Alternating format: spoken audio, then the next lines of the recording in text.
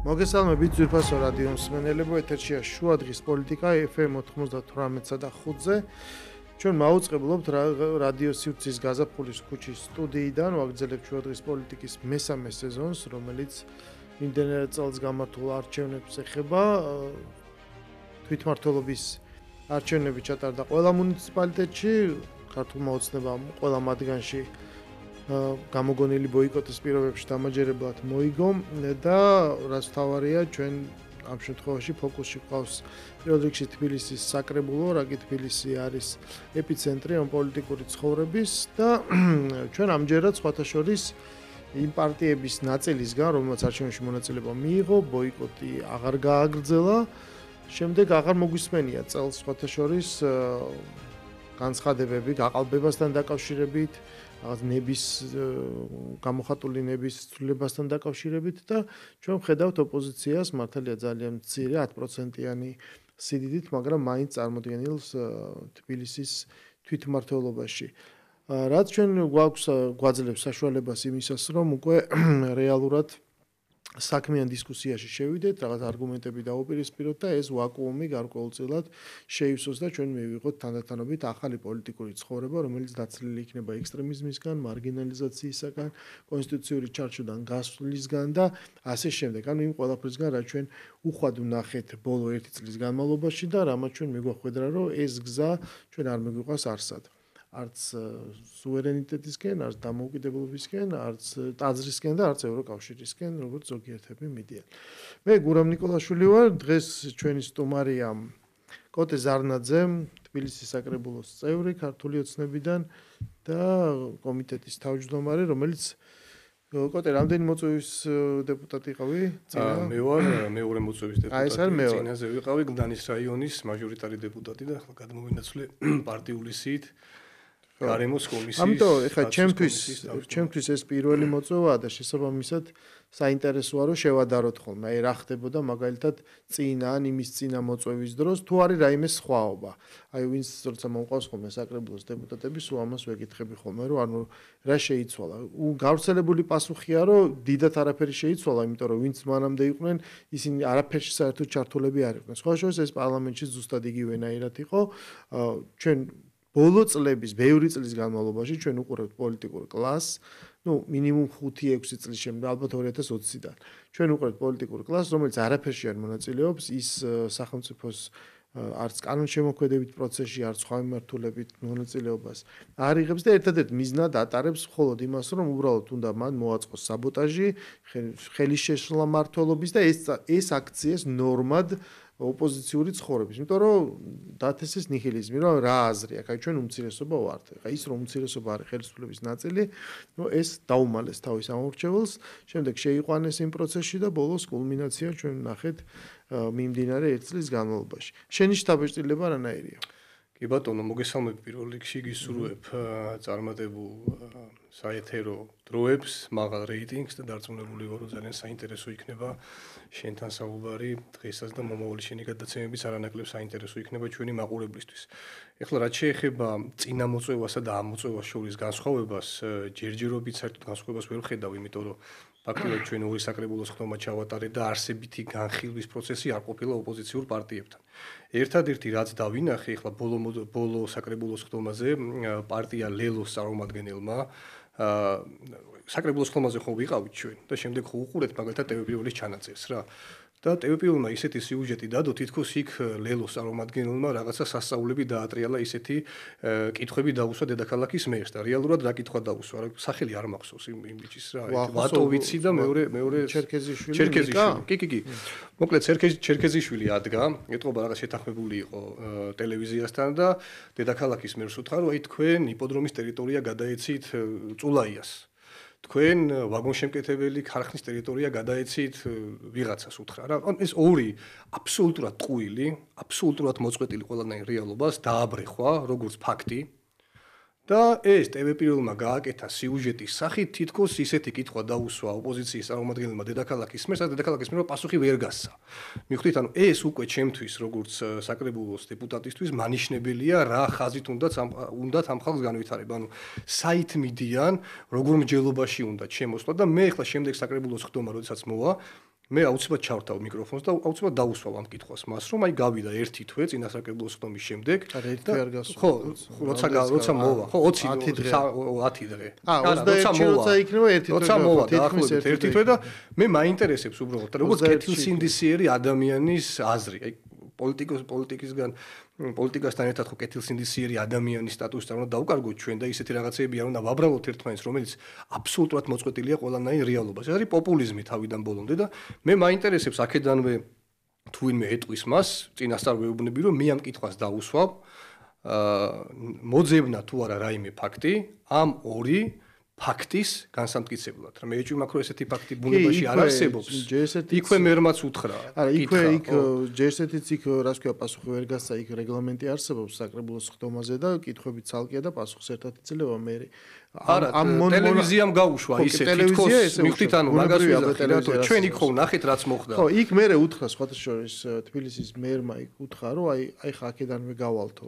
იქ უთხრა, მაგრამ ეს იმ სიუჟეტში არ მოხდა, მივხვდი? ხო, მაჩვენეო, აი უბრალოდ თუ არ და ბოდიში მოიხარაკო. თუ არ და ბოდიში მოიხარაკო. დრაკი ეს კომუნიკაცია შემდეგ ფოიეში არ გაგრძელდა, იქნება შემდეგი სხდომა. და მომავალი 4 წლის განმავლობაში კიდევ ძალიან ბევრი სხდომა იქნება, რაც საშუალებას მიგცემს, რომ აი ეს ბოლო წლებში რაც თავიდან აღნიშნე სრულიად გამრუდებული პოლიტიკა დაბრუნდეს ადეკვატურ ჩარჩოში. სადაც ადამიანი რასაც ამბობს, იმას ამყარებს არგუმენტით, რაღაცა პასუხისმგებლობა უნდა მოყვებოდეს ამას. ჰაერზე გავისროლი ადამიანის მიმართ ესეთი ბრალდება ეს. თავარი პასუხისმგებლობა არის ანგარიშვალდებულება. როდესაც ადამიანი რაღაცას იტყვის, მერე მიაკითხო, მერე ეტყვი რომ აბა ეს სად არის, შემდეგ როცა უფიქსირებ რომ აი ეს არ არის და ამას შენ მუდმივად ეუბნები შენ მსმენელსაც და მის მსმენელსაც, ეს თანდათანობით აქცევს ამ ჩარჩოში. როდესაც ეს ყველაფერი არის გათიშული, ზის ყველა თავის სამრეკლოზე, შემოიკრიბავს რაღაცა მრევლს და აი რაღაცა პატარა რელიგიურ სექტას ემსგავსება და რაც უნდა იმას ალაპარაკებს და აჯერებს ხალხს, ნუ იქ აღარ ხდება რა თქმა უნდა ინტერსექსი. ამის აი ამ მიმართულების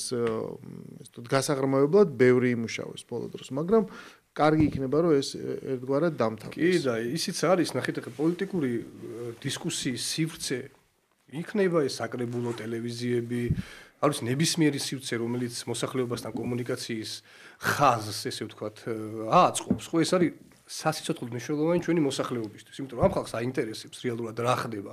ერთი ტელევიზია, რომელიც მათი ყველამ ვიცით უკვე რომ ხაზარაძის დაფინანსებულია TV1 და აბსოლუტურად აწყობილია ლელოს ხაზზე და რასაც ლელოს ერთი პოლიტიკოსი რაღაცას იტყვის და მე სიუჟეტით ამათ აქვთ ესეთი ნიჭი, რომ შეუძლიათ სიუჟეტით ესეთი მძაფსიუჟეტიანი ფილმის სცენარი მოიფიქრონ, რომელიც მოსახლეობაზე კარგად მე ყიდიან ამ ყველაფერს, მივხვდით და ამიტომ ჩვენ ერთადერთი რაც მინდა, რომ აი ეს არსებული რამდენიმე პოლიტიკოსი, ვინც არის ოპოზიციური პარტიებიდან შემოსული, არ გავიდნენ ბოიკოტის რეჟიმში, იმიტომ რომ უხერხულია რა მართლა ხა არასერიოზულია შემოვლენ, მე რომ ბოიკოტის რეჟიმში იცით რომ წინა საკრებულოს მეშვიდე მოწვევის საკრებულოს მთელ 4 წლიან მუშაობის მანძილზე ფაქტიურად ნახევარზე მეტი ისინი საკრებულოს დარბაზში არ ყოფილან, არც კომისიების ფორმატში, არც საკრებულოს ფორმატში, ანუ ფაქტიურად იყვნენ ბოიკოტის რეჟიმში და გადასულები აქციებზე და ეს აქციები, ნუ მოსახლეობამ ნახა, რომ უკვე ჩვეულებრივი პოპულისტური ნაბიჯებია, რომელსაც არაფერი არ ამყარებს, რაც მართლა ახლოს შეიძლება იყოს ამ ქალაქის და ამ ქვეყნის განვითარებასთან და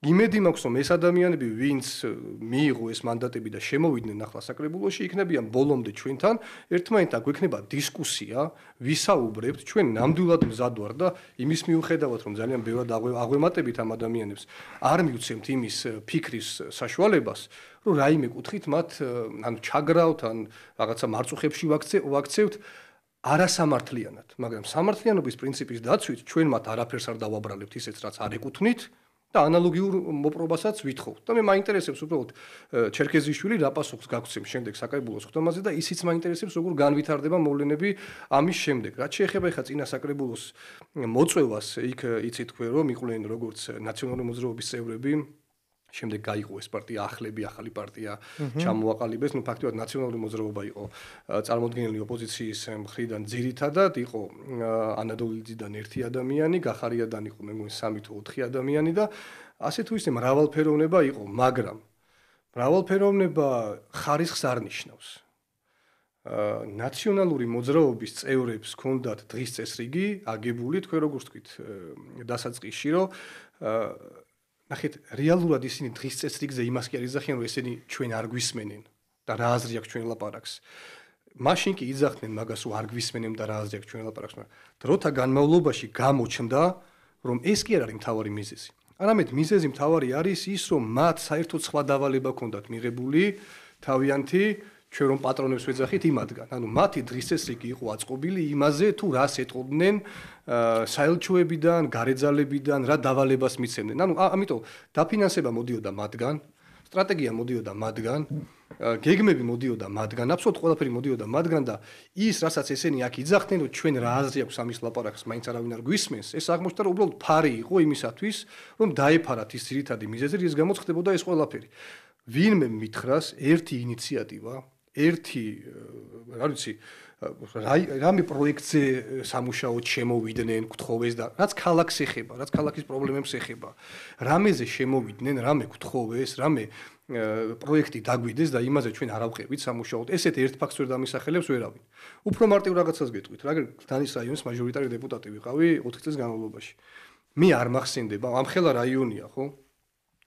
მე არ მახსენდება, რომ ერთხელ რომელიმე ოპოზიციური პარტიის წევრი მოსულიყო ჩემთან და ეთქვას, რომ წამოდი რა, შენ ხო ხარ მაჟორიტარი დეპუტატი, ჩვენ ხო მაინც კოლეგები ვართ. წამოდი რა, ამ უბნის მოსახლეობა მომმართა გარკვეული პრობლემით და წამოდი დაუდგეთ ამ ხალხს გვერდით. ანუ ერთი ესეთი ინიციატივა რომ მოსულიყო ჩემთან, ვიფიქრებდი რომ ამ ხალხს მართლა აქვს იმის განცდა და მართლა აქვს იმის პასუხისმგებლობა, რომ იმის მიუხედავად რომ არიან უმცირესობაში საკრებულოში, მაინც მზად არიან რომ დედაქალაქის პრობლემებზე გელაპარაკონ, მაგრამ მსგავსი ერთი ფაქტი რომ არ არის და მთელი ნახევარ მოწვევაზე მეტი რომ ქუჩაში არიან და საბოტაჟის რეჟიმში არიან და ქვეყნის აყირავების რეჟიმში რომ არიან, ეს მაფიქრებინებს რომ ამ ადამიანებს საერთოდ არ აინტერესებს არ დედაქალაქი, არც ქვეყანა, არც არ ვიცი, არაფერი არ აინტერესებს დედამიწის ზურგზე გარდა იმისა, რომ აქ მოხდარიყო რევოლუცია. ხო, მაგრამ მე მგონია რომ ეხლა ეს შემოტრიალდება რატო? იმიტომ რომ ჩვენ გვესმის რომ პარტიები, რომლებიც ჩართული იყვნენ პოლიტიკურ პროცესში, მათი წარმომადგენლები სხვადასხვა დონის საკანონმდებლო ორგანოებში თუ ძალაუფლების სტრუქტურებში მიყვებიან აი ამ დღის წესრიგს და ეს დღის წესრიგი ისე რომ შევაჯამოთ ბოლო 5 წლის განმავლობაში იყო ეს, ანუ წინააღმდეგობა რაღაცა ჭყალებში არაძალადობრივი შეცვლად მე ბოლოს ეს ყველაფერი მივიდა ლოზუნგებად როგორც არის აჯანყი, დამხობა, რევოლუცია და ასე შემდეგ, ხო? ეს იყო მთავარი დღის წესრიგი და არსებობდა სერიოზული იმედი, რაღაც თავის კვლევებს ატარებდნენ, ერთმანეთს აგულიანებდნენ და მათ ჰქონდათ რწმენა იმისი, რომ აი ამ დაპირისპირებით, ამ უმცირესობის მიერ თავსმოხვეული დღის წესრიგი ცვლილება შესაძლებელი იყო. ეს უბრალოდ გაცრუდა ეს იმედი, შემდეგ ამასაც არ შეეგუენ და ჩვენ ვნახეთ ეს ბოლო 1 წელიწადი. მაგრამ ეს უბრალოდ ის კი არ არის, რომ ისინი მორიგ ჯერზე იმიტომ შემოვიდნენ დღეს საკრებულოში. ეს ძალიან დიდი სიამოვნებით პარლამენტში შემოვიდნენ დღეს უკვე. გახარია სხვათა შორის ყველაზე მეტი ჯგუფი იხმარა, თავისუფლად შეინახა ეს ადგილები და ეხლა რომ მიხვდა რომ ამოიწურა აი ამ ბოიკოტის როგორც ესეთი ფორმატი, შემოვიდა კიდევ. ის 61 დეპუტატი სიამოვნებით შემოვიდნენ, იმიტომ რომ ხდებია რომ ეს ყველაფერი ჩავარდა. უბრალოდ საქმე ეს იქიდან ჩასო, ხო, მაგრამ უბრალოდ შემდეგი არჩევნებისთვის უკვე ემზადებიან, უკვე რამდენიმე განცხადება გამოთქვეს, რომ თქვენ ჩვენ ემზადებით არჩევნებს. ჩვენ ამ სტუდიიდან ხშირად ვიძახით, რომ მხოლოდ ორ ფორმას ცნობს პოლიტიკური ცხოვრება განვითარების. ერთი არის ძალადობრივი, შენ აწყობ დამხობას, როგორცაც გინდა სისხლიანს, გინდა უსისხლოს, რევოლუციას, ასე შემდეგ. ეს არის ყველაფერი, ეს არის ძალადობრივი ფორმა. ის რაც რუსთაველზე ხდება, ესეც ძალადობა. ტყუილა ეძახიან თავის თავს მშვიდობიანებს. ძალადობა მარტო ტყუის როლას არ ნიშნავს. აი ამ ზეწოლას, ხელისშეშლას, ბულინგს და ძალადობით ადამიანების ცხოვრების რაღაცა გადაკეთვასთან მით უმეტეს როცა ეგ წონა არ აქვს. ეს ყველაფერი ძალადობის ფორმებია. ციფრული ძალადობაც ძალადობაა რა. ეგ ერთი და ან არსებობს მეორე ბულინგის კამპანია ქონდათ ძალადობა აბარ არის გახსოვთ პოლიტიკოსის შვილები სკოლაში ვერ მიდიოდნენ მე მახსოვს ერთი მიხეილ ყაველაშვილის შვილზე მახსოვს მაშინ სკოლაში რო ერთი ამბავი მოუწყეს ეს სკოლაში შევარდნენ ეს ყველაფერი ნახეთ ემოციურ ფონზე და მეორე გზა ეს არის კონსტიტუციური და ეს არის არჩევნების გზა სხვა გზას ჩვენ არ ვიცნობთ ჩვენ უახლეს ისტორიაშიც კი 30-40 წლის განმავლობაში მხოლოდ ეს გვაქვს ნანახი ხო ამიტომ მათ ნახეს რომ ამის ქონდათ იმედი რომ 2003 წელია განმეორდებოდა ეს არ ვიცით რაღაც გაურკვევლად ეს ყველაფერი ესე მოხდებოდა და ხელისუფლება აი დღემდე ლაპარაკობენ ხო usmen და კითხულობ რა ჩამოიშლებიან პიცკზე არიან და ცოტაც და ბოლომდე გახდა ეს ან ბოლომდე ეს შეძახილი არა მე თუ მკითხავ ეს შესრულდა ბოლომდე შესრულდა რომ ბოლო დადგა ის როგორი ბოლოც ახლა შეიძლება და დამდგარიყო ეს ბოლო დადგა და უმრავლესობა აბსოლუტურად რომ ეს დაინახა რომ ბოლო დადგა აი ეს ცოტაც მომთხოვნებიც შეიძლება კიდევ ცოტაც ფიქრობენ, რომ ცოტაც დარჩა ვიდრე ბოლო დადგება. მათთვისაც ეს ბოლო აუცილებლად ფიქრობ, რომ დადგება, ხო?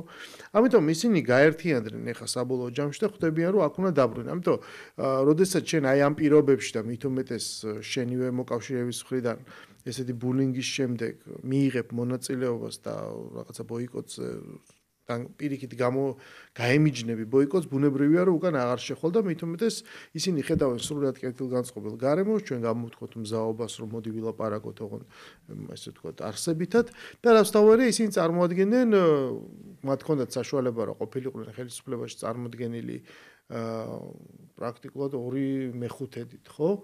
40%-ით, ამაზე თქვეს უარი. ეხლა წარმოდგენილები არიან, ხო, ეხლა თბილისში მაგალითად წარმოდგენილები არიან 10%-ით.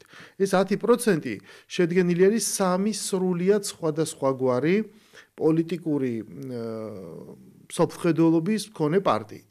იმდენად განსხვავებულის, რომ ისინი 2-2-1 ესე არიან მოცემულები და სამკაციან ფრაქციასაც ვერ ქმნიან, ხო? არც ქმნიან და ვერც ქმნიან. ხო, ვერც ქმნიან, ამიტომ სრულიად განსხვავებულები არიან და ეს იმისათვის, რომ თქვა გაისმას რაღაც ოპოზიციური ხმა, სხვადასხვა განსხვავებული შეხედულებით, ეს სავსებით საკმარისია.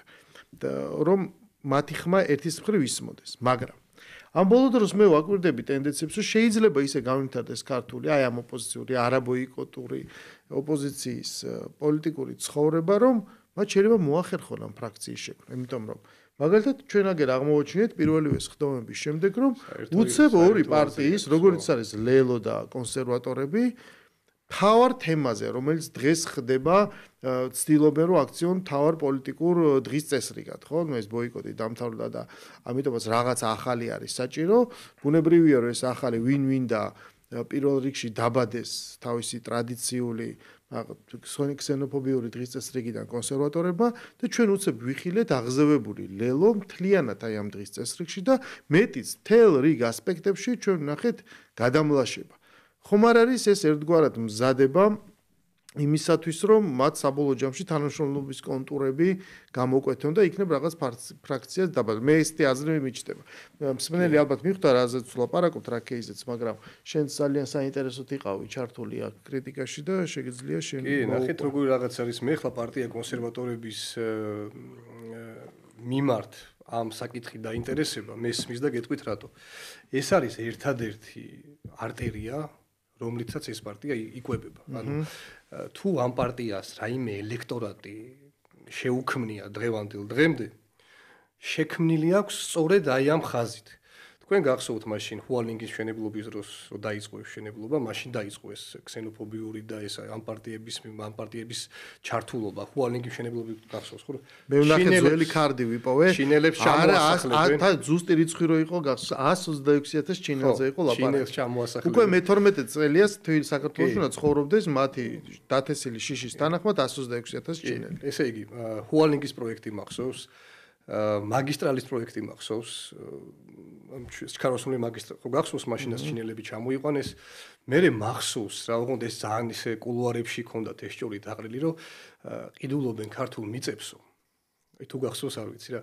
აი ქართული მიწისო ზედაფენაო არის მოსავლიანიო. ხო. და ამას ჭრიანო. და მიაქვთ რა და ჩვენ გვიტოვებენო რაც უარგისიაო და არ ვარგისია. თითქოს ესე შეიძლებოდა ეს მიწის ფუმუსური ფენის მოხსნა რაც კანონი უნდა მოხსნა. პირდაპირ სისხლის სამართლის დანაშაულია. თითქოს ესე შეიძლება მოხსნა, მე ამის დატვირთვა, მე გატანა და კაციშვილი ამაზე. მე იქ ესე გადააგებენ ჩინურ იმაზე და ნუ კაროს რაღაც სასწაულებით ცდილობდნენ ადამიანების შესწავლაში შეყვანას, მაგრამ ფაქტია რომ ამ ფაქტმა იმუშავა. ხო, რაღაცა რაოდენობა იმუშავა რა და ჩვენ შეიძლება დღეს ამაზე ლაპარაკი რომ დავიწყეთ, მაგალითად მე და შენ რომ დავიწყეთ ამაზე ლაპარაკი, შეიძლება დღეს ეს არაპოპულარული განცხადებებია, რა ჩვენ გავაკეთეთ, იმიტომ რომ მოსახლეობის თავში ძალიან არის დებენ, რომ აი ჩვენ კარგავთ ქართული მიწების გაყიდვა და ასე შემდეგ, იმიტომ რომ მათ სწორ არტერიაზე დაждდნენ მაშინ და ჩვენ არ აუხსენით მოსახლეობას თავის დროზე ეს სწორ. ხო, მაგრამ მე მაინც უნდა გავყოთ. ეს მოსახლეობა ძალიან არა არასწორი ტერმინია, იმიტომ რომ ვიღაცაზე მოქმედებს, ვიღაცაზე არ მოქმედებს, მაგას ვიცი. ხო, აი ვიზეც მოქმედებს იმ რაღაც გარკვეულ უმცირესობაზე, მუშაობს ბუნებრივია და მათაც უნდა აუხსნათ ცხადია. ხო, მათ უნდა აუხსნათ. ჩვენ დისკუსია უნდა გავხსნათ ამ ადამიანებისთვის, რომ ჩვენ ამათ ველაპარაკოთ რა. ველაპარაკოთ ერთი ძალიან მარტივი რამ, რომ ამ ქვეყნის განვითარება არის ერთ-ერთი ყველაზე მნიშვნელოვანი მიზანი ამ ქვეყნის ხელისუფლების. ანუ ამ ქვეყნის ხელისუფლებას აქვს გადაწყვეტილი რომ ეს ქვეყანა განვითარდეს. და ამ განვითარების გზაზე რა თქმა უნდა პირდაპირ უცხოური ინვესტიცია არის უმნიშვნელოვანესი რომ საქართველოში შემოვიდეს. მაგრამ ჩვენი ინტერესების გათვალისწინებით მე უსმინე გუშინ ეკონომიკის მინისტრს და პრემიერ-მინისტრს და იქ გარკვევით იყო ნათქვამი რომ სახელმწიფო არანაირ ვალდებულებას არ იღებს ამ პროექტში, როგორც მიწის მესაკუთრე რჩება, ასევე ბიზნესის წილი ექნება 33%. და ეს ამასთან ერთად ჩვენ აუცილებელია რომ გქონდეს მთავრობის ნდობა. თუ მთავრობის მიმართ ნდობა არ გვექნება, გამორიცხულია რომ ხელისუფლებამ ჩვენი მხარდაჭერის გარეშე ნდობა ნიშნავს ნდობა ჯერ 100%-ს ვერ ექნება. დიდი ნდობა მოსახლეობის დამსახურებული აქვს ამ ხელისუფლებას. ეგ მანდატი ჩვენ გვაქვს. ეს დადასტურდა ბოლო რამდენიმე არჩევნებზე და ბოლო არჩევნებზე საერთოდ კატასტროფული შედეგით მოვიგეთ. ეს თან მზარდია.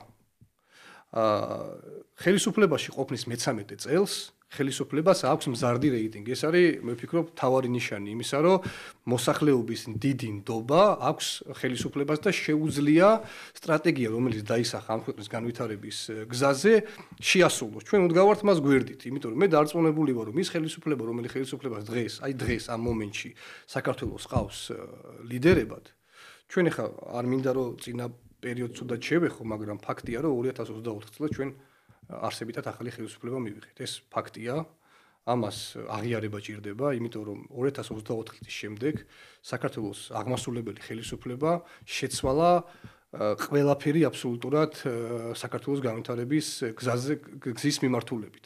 იქნება ეს კორუფციასთან ბრძოლა, იქნება ეს სახელმწიფო შესყიდვების უფრო დახვეწა, იქნება ეს საგარეო პოლიტიკის გამყარება, თუ ასე და ასე შემდეგ. ამიტომ მე ვფიქრობ, რომ საქართველოს დღევანდელი ხელისუფლების გადაწყვეტილებები მიმართული აბსოლუტურად და 100%-იანი იქნება ამ ქვეყნის განვითარების რომ განვითარდეს, ვიხდით და რაღაც კუთხით ახლა ადამიანების რევოლუცია პრინციპში რომელსაც ითხოვდნენ მოხდა, ოღონდ შიგნით. ხო, მოხდა შიგნით და ფაქტობრივად ახალი ხელისუფლება გვყავს. ახლა ეს უნდა ვაღიაროთ. ნახე რა არის, მე მაინც მომხრე ვარ იმისი, რომ ისე დეტალებში ჩავიდეთ, რომ ეს ცხადია, რომ ქართული ოცნება თავის ამორჩეველს არ ატყუებს. მან უთხრა, რომ ჩვენ გვჭირდება, რომ გავხდეთ მაღალშემოსავლიანი ქვეყანა, აი ამ საშუალო შემოსავლიანობიდან, აქ უნდა მივიდეთ, ეს იქნება ჩვენი ერთ-ერთი წინაპირობა იმისათვის, რომ გავხდეთ ევროკავშირის რეალურად წევრობისთვის ყველა კრიტერიუმის დამაკმაყოფილებელი, ხო?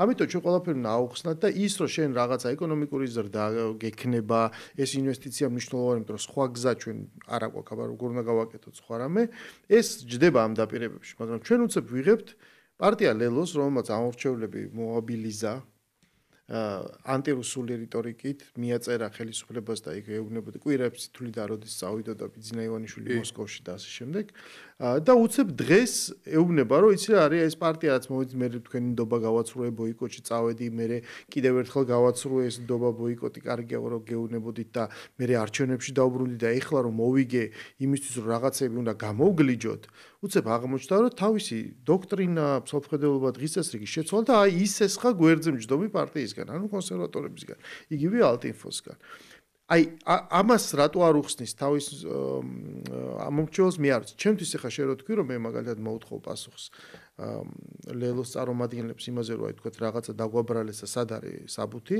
მე ყველაზე მეტად მაინტერესებს პერსონალურ დონეზე იმიტომ რომ მე მაქვს ეგეთი თეორია რომ ეს ხალხი უბრალოდ იმყოფება რაღაცნაირად დაბოღმელი მამუკა ხაზარაძის მძევლად ანუ მან გადაწყვიტა რომ ვინაიდან ყველა საქმე წააგო აი ერთ-ერთი ახალი თემა არის ხო რომ ვაშინგტონის არბიტრაჟი წააგო და მოუწია თავისი პარტნიორის სპირით იჩივლა, მაგრამ უთხარო ნუ გეშინია იჩივ, იმიტომ თუ წავაგეთ ფულს მე გადავიხდიო და მე ეს გადარიცხვაც ნახეთ, რომ მან გადაიხადა ეს ფული. ყველაფრისგან წაგებულმა გადაწყვიტა, რომ დღეს აი ამ ხაზს დააჯდეს.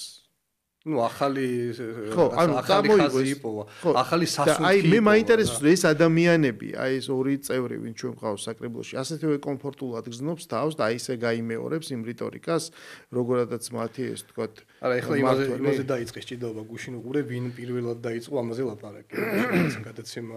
კაი, მაგას არ აქვს ჩვენს მნიშვნელობა ვინ პირველად ვინ მეორე. როგორც უნდა, მაგრამ ყოველ შემთხვევაში პირველი ლელოც რო ყოფილიყო, იმაზე უფრო პირველი ვერ იქნება, შეიძლება ამ თემაში იყო პირველი, მაგრამ სხვა თემები ხო ეს ზუსტად ალტინფოს სულისკვეთებაში ჯდება და შენ დღეს რო აქამდე არ იყავ, ამით შემჩნეულია დღეს მოდიხარ აი ესეთი თემით ცხადია რომ ეს ნასესხები არჩევნებამდე მსგავსი არაფერი არ მოგვისმენია ხო ჩვენ ვისმენთ ეხლა შესაბამისად მე აი მამუკა ხაზარაძის უცხოელებზე რამის გასხვისების პროტესტი მე მამუკა ხაზარაძის პარტიიდან არ არის უცხოელების გასხვისების პროცესი აქ ლაპარაკი არის ისეთ სიტყვა ჩეთანხმებებზე, ესე რომ ვთქვათ, ისეთ wording-ზე, რომელთაც არავინ არ გამოირჩევდა. ხელისუფლებაზე იძახის, რომ კრწანისის წმინდა მიწა, ეს წმინდა ტერიტორიები გადასცა უცხო ტომელებს. ანუ თვითონ ტერმინების ემოციური სიმძაფრე წარმოიდგინეთ, ხო?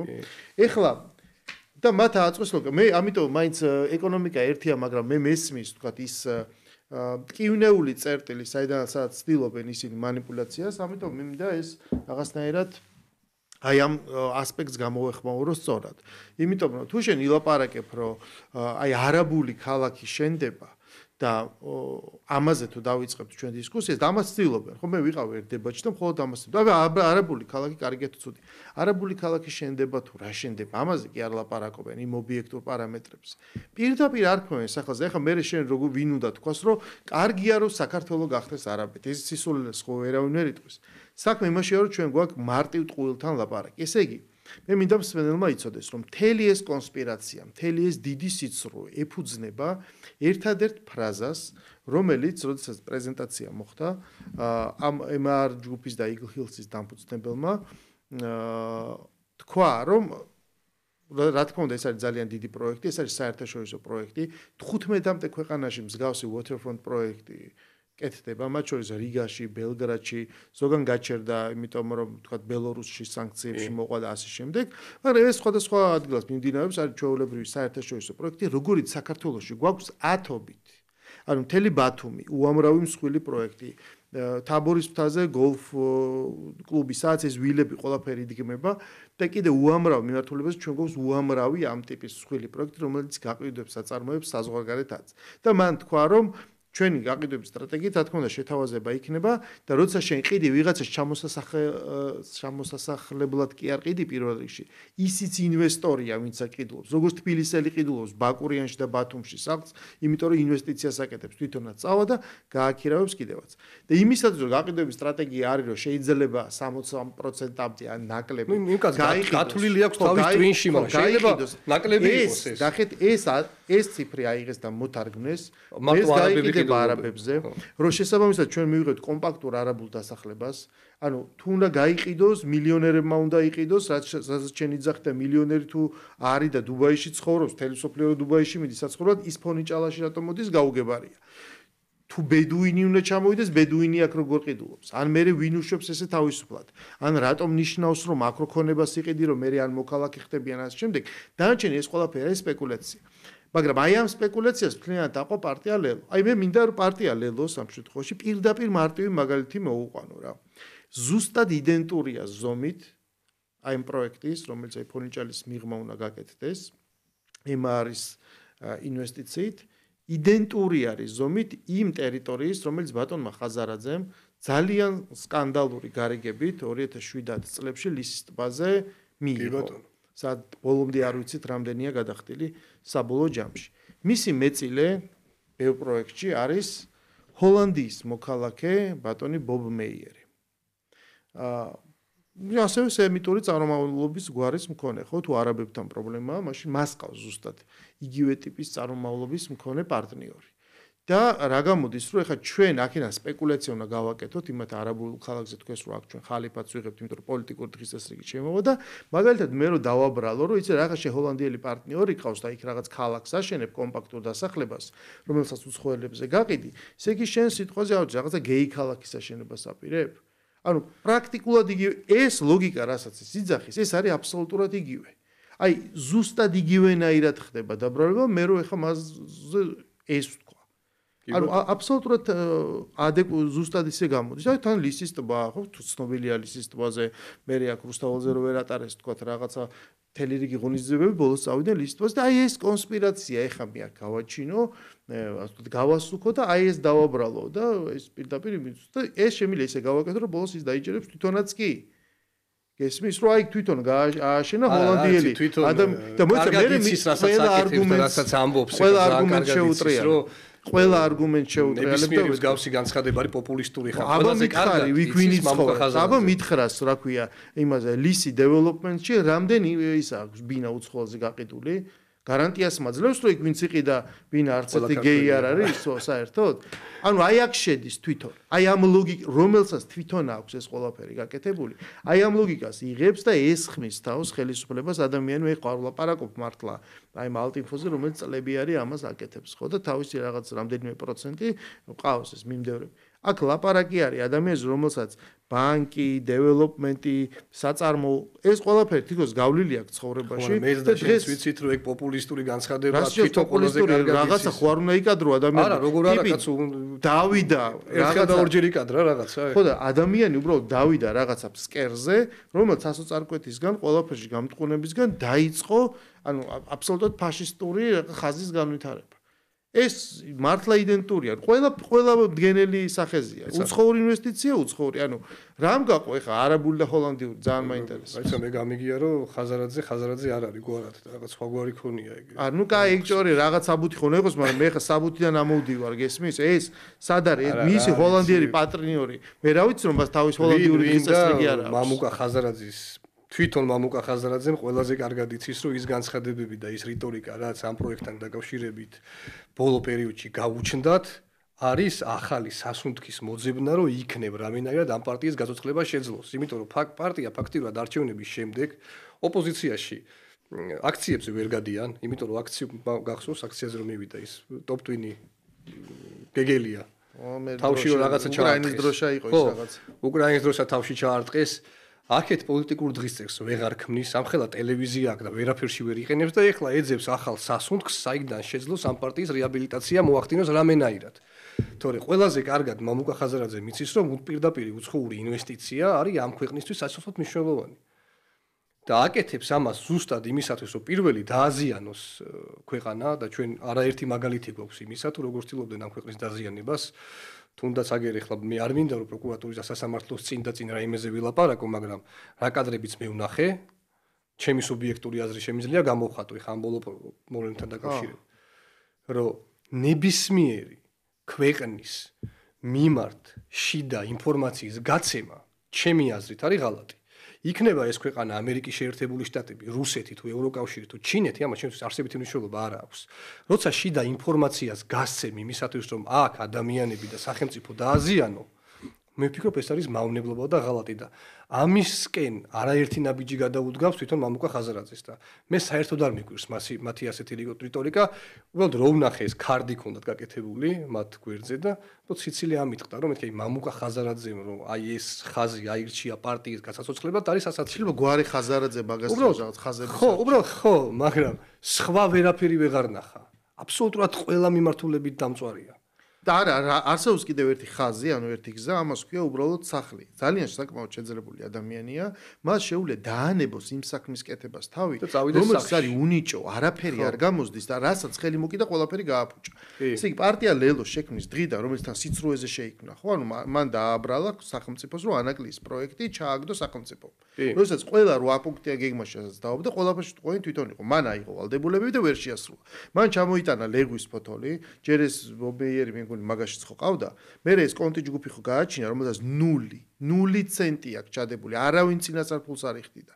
ზუსტად დღეს იმას აბრალებს სახელმწიფოს, რომლის კონტრაქტის პირობების მიუხედავად იმისა, რომ კომერციული საიდუმლო ძირითადი პარამეტრები ცნობილია, ანუ ხელისუფლებამ თქვა, რომ ჩვენ აქ არაფერს არ ვდებთ, არანაირი გარანტია, არანაირი ვალდებულება, არაფრით არ შევდივართ გარდა იმისა, რომ მონაწილეობთ აი ამ მიწით და მოიცა კი, მაგრამ ნამახვანში რო პროექტი იყო, ზუსტად იგივე ალტიფო მაგას არის ძახდა, რომ კი, მაგრამ ჯერ რას ვყიდით და რა ხეობა მიცეს არა ეს ყველაფერი ხო ბოდვა იყო, მაგრამ არგუმენტი ის იყო, რომ სად არის სახელმწიფოს წილი.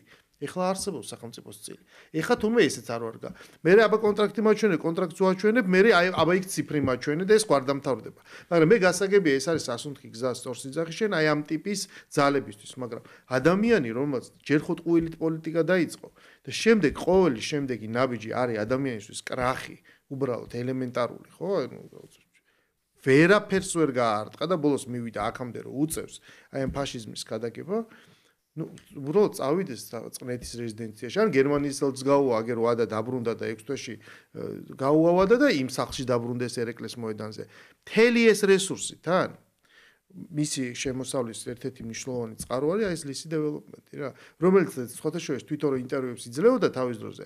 წუწუნებდა რომ თვითონ სააკაშვილმა ბევრი გადამახტევინაო მაშინ, ის ხო წაართვეს სხვას და მე ამან იყიდა და ბევრი გადამახტევინა და ვაიმე რა მძიმე და შემდეგ როდესაც ხელისუფლება შეიცვალა, როდესაც ის ეკონომიკური პოლიტიკა წარიმართა ქვეყანაში, რომელიც ქართულმა ოცნებამ გაატარა და ის ეკონომიკური ზრდა მივიღეთ, რაც მივიღეთ და ბიზნესის დაცულობა იგრძნო და ფასები გაიზარდა უძრავ ქონებაზე. სწორედ იმის გამო, რომ საერთაშორისო მოთხოვნა გაჩნდა, ამით ერთ-ერთი უდიდესი ბენეფიციარი, რომ ათეულში თავისუფლად ხდება, არის მამუკა ხაზარაძე. აი ამ აღებულ ფულს დღეს ის აძლევს საკუთარ ქვეყანაში ნაშოვნ ფულს, სწორედ თავრობის პოლიტიკის მეშვეობით ნაშოვნ ფულს ის იხდის უცხოელ ლობისტებში და ის იხდის არბიტრაჟში, რომ მე ქვეყანას ფული მოუგოს და კიდე მეტი ფული წაიღოს. მეტი არაფერი არ გაუკეთებია. თურქებს, რომელსაც აკრიტიკებენ, მეტი არაფერი არ გაუკეთებია. ზუსტად მე იმ არბიტრაჟის შედეგად მოიგეს მედია საქართველოს კიდე გამონახავს რაღაც საშუალებას, რომ არ მოგვიწიოს ამ ხელაფულის გადახდა, მაგრამ საბოლოო ჯამში სრულიად გამართული კონტრაქტით მე ესე მოგვიგეს ეს არბიტრაჟი. აი ამ ისტერიის გამო, რომელიც ატეხეს მაშინ თურქებზე, ეხლა ტეხავენ ვითომ არაბებზე, ჩვეულებრივ დიდ კორპორაციას, რომელიც თელსოფლიოში აშენებს. გესმის? ამ და ამაში არის ადამიანი ჩართული. წარმოიდგინე რა უნდა იყოს. ჩვენ ისიც უნდა აუგზავნოთ მოსახლეობას, რომ საქართველოში საიმიგრაციო კანონები და საიმიგრაციო პოლიტიკა მოქალაქეობის მიღება და ასე შემდეგ არის ერთ-ერთი ყველაზე რთული ევროპის მასშტაბით ქვეყნებს შორის, ანუ ურთულესია. ეს ბინას ვიყიდ ამ ხალხს როგორ უხსნიან, ნახე ხა მინდა რომ ძალიან მარტივად ავხსნა რა. არაბები აშენებენ ქალაქს 60%-ზე მეც მიყიდიან არაბებს, რომლებსაც მიყიდვისთანავე ჩვენ მივცევთ მოქალაქეობას. რაღაც აი ესეთი მარტივი ხო და ეგეთი მარტივი რაღაცა მუშაობს თუ შენ ეს დატოვე მარტო აი ზღაპრები მოაყოლე და მე ვიღაც ამას იჯერებს, იმიტომ რომ ის ქმნის ილუზიას, რომ ეს ყველაფერი ურთიერთდაკავშირებულია. მე მოგიყვანს რაღაცა პრეცედენტს, რომელიც უბრალოდ აი ესე მithumes ეთერში არა გადამოწმებადია. მილიონობით ნაკვეთი აქვს ნაყიდი არაბეთში. ესეთიც იმასაც კი არ იძახის თქვათ, რომ ეს არგუმენტი საიმისო არ არის. მე ვაპირებ სხვათა შორის გადამოწმებას ერთი რაზე ლაპარაკობს. თუ მილიონობით ნაკვეთი იმათმა იყიდეს რაღაცა უცხოელებმა და არაბებმა ბაზალეთის ტბა წაიღეს და ოქროსაკვანი წამოიღეს იქიდან და წაიღეს დუბაიში. სად არის მე ეს ქალაქი? ხო წლების წინ იყიდეს ერთი არგუმენტი გითხრა, კიდე ერთი არგუმენტი გითხრა ძალიან დამამახსოვრდა, რომ ანუ 6 მილიონი ნახევარ დოლარიანი ინვესტიციაო.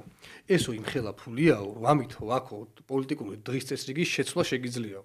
გახსოვს ესეთი რამე გითხრა რა და ანუ ეს ხალხი რას იძახის, იცი რომ ქართველები იმდენად სულ გაყიდული ერი ვართ, აი ამას იძახის პირდაპირ აღწევს მნიშვნელობით, რომ ნებისმიერი ადამიანი, რომელიც აქ შემოვა რამდენიმე მილიარდი დოლარით, აბსოლუტურად ყველას ჩვენ ცხრებივით გავყვებით.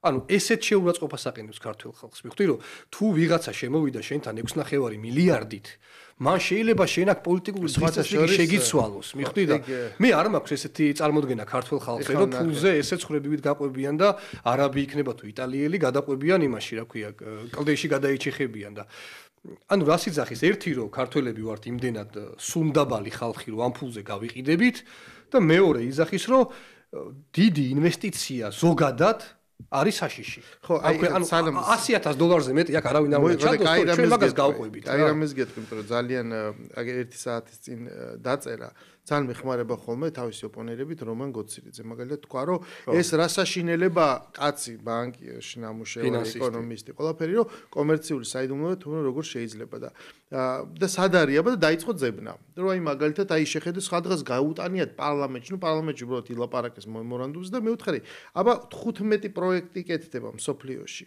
Eagle Hills-ის. აბა მანახე ერთი კონტრაქტი და მე გაჩვენებ ჩვენსას. სადაც არა. დაიწყო ძებნა, იწვალა 2 დღეს, ამი დღე ვერ იპოვნა ეს ყველაფერი, რა თქმა უნდა და გაჩუნდა შენ. ეხლა დღეს დაწერა მაგალითად აი შენ რა თქვი ინვესტიციაზე, რომ 97-2024 წლებში 28.8 მილიარდი დოლარის ოდენობის პირდაპირ უცხოური ინვესტიცია შემოსული და უდიდესი ნაწილი არის დასავლური. ევროკავშირის ქვეყნებიდან პირველ ადგილზე ცი რომელია? წეგა რო ვახსენე ნიდერლანდები. ანუ რა გამოდის, რომ იგი ნიდერლანდების გავლენის, ნიდერლანდებმა რატო ვერ იყიდა საქართველოს პოლიტიკური ლოიალობა, ის როდესაც დღეს ომის რისკი და ომის საფრთხეზე ვლაპარაკობთ და არჩევნები რეფერენდუმად რო გამოგვიცხადეს და რო არ იმუშავა ამან ეხლა ვერ გავიგე იქ არაბულ დღის წესრიგზე რატო უნდა გადავიდე მაგწლებში ნიდერლანდები იყო მოწინავე საქართველოში პირდაპირ ინვესტიციის ბევრი არა ჯამში არის ევროკავშირიდან 8.8 მილიარდი აი ამ წლებში 24 ან რა გამოდის 27-28 წლის განმავლობაში და ყველაზე მეტი რა 10 ქვეყნიდან ყველაზე მეტი აქვს სიტყვას ნიდერლანდები არა ევროკავშირული ქვეყნებიც არსებობს ხო თქვა ამერიკა და გაერთიანებული სამეფო და ნორვეგია და ასე შემდეგ ევროპის მხარე რო ავიღოთ დანარჩენი სხვა, მაგრამ საბოლოო ჯამში, ანუ ყველაფერი, რასაც ძეძებს, რატო ვიძახე, რომ კარგი მოკავშირეები პოვეთ, იმიტომ რომ მისი მოძიებული მასალები ძალიან მეხმარება, გინდა ოპონირებისთვის, გინდა არგუმენტების ისევე, როგორც 4 წელია ომი მიმდინარეობს და ასობით ათასმა ადამიანმა გაიარა, ზოგი ჩამოვიდა თავიდან ბუმი იყო 2022 წელს გვახსოვს, იმიტომ რომ გამორბოდა ხალხი. მერე ის ადამიანი დღეს თანამედროვეობაში ამათ ხო შუა ფეოდალური, შუა საუკუნეების ფეოდალური აზროვნება შემოაქვს და რაღაც ისტორიის სახელმძღვანელოები თანამედროვე ცხოვრებაში. პირველ რიგში მიბმული არის თანა ესეთი რაღაც ნომადური პროფესიის მქონე ადამიანი დასაქმებაზე, ხო? რაღაც საქმეები არის, რაც არის დისტანციური. ჩამოვიდნენ ნახეს აქ-ადგილი, ბევრი რაღაცა სხვაგან წავიდა. იგივე არაბეთის ემირატებში უამრავი ადამიანი მიდის, ხო, ეგეთ ემიგრანტ და ეს რელოკაცია ლამის მუდმივ პროცესად იქცა, ხო ხდები? ხო და ნახეთ აგერ გავიარეთ ხო იძახოდნენ რომ ეს ამდენი ხალხი ჩამოვიდაო და მატება გვაქვსო და რამე შეიცვალა ამ ქვეყანაში არ ცხოვრობთ რამე იგრძნეს სადღაც შეეპარათ რაღაცა უცხო ქვეყნის გავლენის სიაო უცხო ქვეყნის გავლენა სადაც არის და ვინც ამას აკეთებს ამას ვხედავთ და ეგ უკვე ღია სალაპარაკო და რა იცი ეხლა რეალურად ფონიჭალის ის ტერიტორია რომელზეც ლაპარაკია საქართველოს მოსახლეობის 99% ნამყოფი არ არის აი მოდი ღიად და სიმართლე აი 99 ხო ფონიჭალაში არ არის და ფონიჭალის მიღმა ხო საერთოდ 99 საერთოდ რაზია ლაპარაკი რა ტერიტორიაზე ლაპარაკი არავინ არ იცის და მეორე ტერიტორია გონიოში რომელიც არის იქ ვიცი რომ ნაგავსაყრელი საშინელი სუნი პოლიგონი ეს არის საშინელი ბათუმი რომ თავდება სარგონიო დაიწყება ეს არის ნამდვილი სამხედრო პოლიგონი სადაც სხვა შორის ბოლო დრომდე საშიში იყო გავლა იქ შეიძლება რაღაც ნაღმი და საშინელი ადგილია რომელსაც მოსახლეობა მე მქონდა იქ ჩემი ახლობელი ცხოვრობს და რაღაცა სუნი მოდის საშინელი იმ ტერიტორიიდან ეს უარ გაკეთეს უეჭველი გასასუფთავებელია ეს ტერიტორია ამიტომ ამ ორ ტერიტორიას რომელიც არ არის ქალაქის ცენტრალური ადგილი არ არის ესეთი ადგილი რაღაცას ვანგრევთ რაღაცას იერსახე იცვლება ქალაქს მიხვდიან ისტორიული ზონა და ასე შემდეგ ხო რაღაც სპეციფიური და სენსიტიური ადგილები ჩვენ დედაქალაქში გვაქვს რომელსაც ვფრთხილდებით დღემდე ეს არის ტერიტორია ქალაქ გარეთ ფაქტიურად სადაც არ არის ჯერ უნდა ნახოთ გარემოზე ზედამხედველობა როგორია არც ერთი კვლევა ჩატარებული არ გვაქვს არაფერი არ ვიცი ჯერ ამ ფაქტთან დაკავშირებით აწიიწება ყველაფერი და თუ რაიმეზე პროცესში ჩვენ შევამჩნევთ რომ ჩვენი ქალაქისთვის ჩვენი ქვეყნისთვის ეს ეტაპი შეიძლება იყოს დამაზიანებელი მაშინ ჩვენც მეც ამოვიღებ ხმა შენც ამოიღებ არა ჯესეც ყველა ეს დოკუმენტაცია შემოვა ქალაქის მუნიციპალიტეტის ნებართვებზე ასე ნებისმიერი გერგედან დაწყებული აბსოლუტურად ყველაფერი ჩვენ ხელში უნდა გავიდეს და მოდი არგუმენტირებულად გველაპარაკოთ შემდეგ ესე კი არა ჰაერში რომ არაბიზაცია და დილეტანტიზმი მეორეც ჩვენ ხო გესმის რომ ეს თუ ესე არის ლაპარაკი ეს პოპულიზმი თუ არა წარმოა და ადამიანებზე ემოციურად თუ არ იმოქმედა